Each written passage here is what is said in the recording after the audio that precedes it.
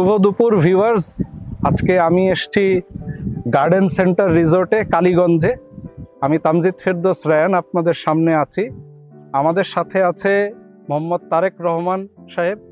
উনি এই garden centre রিসোর্টের একমাত্র কর্ণধার। তো রিসোর্ট সম্পর্কে আজকে আমরা তারেক রহমান স্যারের সাথে একটু কথা বলবো এবং জানবো যে এই রিসোর্টের আসলে পুরো প্ল্যান বা এই যে পুরো দৃষ্টিনন্দন যে বিষয়গুলো আসলে এটা কিভাবে উনি তুলে এনেছেন বা সামনে এনেছেন, যেই কারণে রিসোর্টটা আসলে এতটা এক্সক্লুসিভ বা এতটা সুন্দর দৃষ্টিনন্দন আমাদের কাছে লাগে। তো স্যার কেমন আছেন? আলহামদুলিল্লাহ ভালো আছি। আপনারা কেমন আছেন? জি স্যার, আছি ভালোই। স্যার, একটু জানতে চাই যে আপনার সম্পর্কে স্যার একটু জানতে চাই, যদি আপনার সম্পর্কে আমাদেরকে একটু বলতেন। বেসিক্যালি আমার মূল প্রফেশন হচ্ছে আমি একজন ল্যান্ডস্কেপ গার্ডেন ডিজাইনার।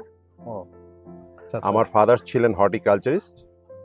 তো আমার ফাদারের এই হর্টিকালচারাল অ্যাক্টিভিটিসগুলো দেখে আমরাও খুব ইন্সপায়ার্ড হই। তারপরে এই ল্যান্ডস্কেপিং হর্টিকালচার এটা হচ্ছে আমাদের পারিবারিক ব্যবসা।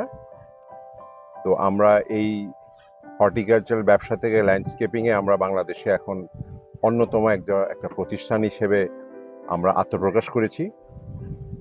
আমি এই ল্যান্ডস্কেপিংয়ের সাথে জড়িত প্রায় ৩৯ বছর। বাংলাদেশের অনেক ভালো ভালো সিগনেচার প্রজেক্টগুলো আমার হাতে করা। তো বেসিক্যালি এটাই হচ্ছে আমার মূল পরিচয় যে আমি একজন landscape designer, landscape garden designer. তো আমরা যখন স্যার আমি যদি শুরু থেকে আসি, যে রিসোর্টে যখন আমরা আসলাম মূলত রিসোর্ট জিনিসটা একেবারেই খুবই গতানুগতিক হয়। যে আসলাম, একটা পুল থাকে, একটু কয়েকটা বাড়িঘরের মতো জেনারেল বাড়িঘর থাকে, এটাই একটা রিসোর্ট। বাট আপনার এখানে আসার পর আমরা হাতের বামে দেখতে পাই যে অনেকটা একটা ইউরোপিয়ান ডিজাইনের যে কটেজ, তারপর হাতের ডানে একটা ভিলার সামনে থেকে আমরা একটা ভিউ দেখতে পাই, হচ্ছে দেখা গেল সুইমিং পুলের, এবং এক সাইড দিয়ে বাতাস, মানে পুরাটাই বাতাস আসছে। কিচেনেও আমরা গেলাম, কালকে একটা অনুষ্ঠান ছিল, ফ্যানের প্রয়োজন নেই, বাতাস আসছে। তো এই পুরা চক আউট একেবারেই জানতে চাই যে এটা কি আপনার হাত ধরেই হয়েছে এই প্ল্যানিংটা, বা জি সবকিছুর? আপনি যেই রিসর্টের যে পারসেপশনটা তুলে ধরেছেন, এক্স্যাক্টলি এই পারসেপশনটাই আমাদের মধ্যে প্রথম থেকেই ছিল। আসলে আমরা বাংলাদেশে তো অনেক রিসর্ট আছে, প্রত্যেকেই প্রত্যেকের দিক থেকে চেষ্টা করে কিছু করার। তো আমাদের যে জিনিসটা হচ্ছে যে আমি আগেই বললাম যে আমরা ল্যান্ডস্কেপ ডিজাইনার। তো আমরা এই এই জায়গাটা যখন আমরা নেই, তখন আমরা প্রথমেই দেখি যে ন্যাচারালি চারিদিকে একটা ল্যান্ডস্কেপিং হয়ে রয়েছে। তো করোনার প্রায় 2 থেকে 2.5 বছর আমরা ফুল ফ্যামিলি আমাদের এখানে ছিলাম। আরেকটা বলিনি, এটা আমাদের গ্রামের বাড়িও। আচ্ছা স্যার। তো তখন আমরা একটা প্ল্যান করি যে আমরা একটা ফুলের বাগান করবো এখানে, ফ্লাওয়ার পার্ক। তখন আর রিসর্টের প্ল্যান আসেনি। তো আমার আরেকটা ব্যবসা হচ্ছে যে আমি থাইল্যান্ড থেকে ফুলের বীজ আমদানি করে বাংলাদেশে বিভিন্ন জায়গায় দিচ্ছি। তো সেখান থেকে আমাদের ফ্লাওয়ার স্কেপিং, মানে ফুল দিয়ে যে বাগানটা করা হয়, কিছু কর্পোরেটও পেতাম, যদি আমাদের তখন কিছুই ছিল না, শুধু ফ্লাওয়ার পার্কটা ছিল আর 2টা রুম ছিল। তো তখন মানুষজন এসে আমাদের এই প্রাকৃতিক নেচারের প্রতি এত বেশি আগ্রহ প্রকাশ করে, তখন বলে যে তারেক ভাই আরো কিছু অ্যাক্টিভিটিস অ্যাড করে এটাকে রিসর্টে রূপান্তরিত করে, কিন্তু ভাই কখনোই এই প্রাকৃতিক দৃশ্যটাকে ডাকবেন না। তো আমাদেরও মূল উদ্দেশ্যই হচ্ছে যে শহর থেকে যখন মানুষজন এখানে আসবে বাচ্চা কাচ্চা নিয়ে, আমরা তো শহরে চারিদিকেই তো শুধু বিল্ডিং দেখি। আমরা শহরের ব্যস্ততম রোডে আমরা কি দেখি? আমরা হর্ন, আমরা বিভিন্ন দূষণে আমরা জর্জরিত।